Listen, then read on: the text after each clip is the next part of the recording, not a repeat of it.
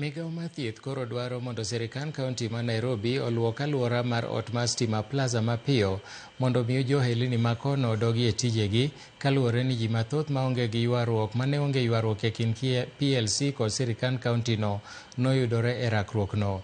Kanoloso e kinde manolimo alwora mar Stima Plaza, jagoro mongirore Migao mar Thieth Mary Mudhoni oseyo sekta mochung' ne ler kod ngima oganda kuom rem tamo kaunti wito taka e nyim apisino. Mudhoni dwaro mondo mi oru nonro e wi wachno, kowacho ni puko taka e chuny boma kendo dino odundu mag minyaga madonjo e apisi mar Stima Plaza ok en gima kare kata matin.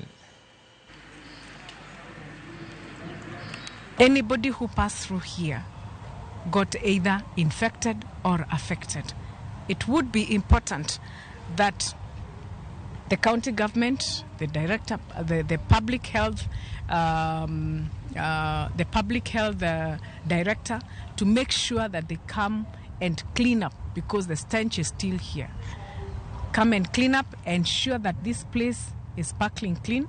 Equally, I would call upon the IG. Please bring the culprits to book.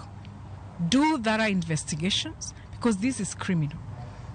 And ensure the culprits are brought to book. NEMA, it is important that you enforce the laws as per your act.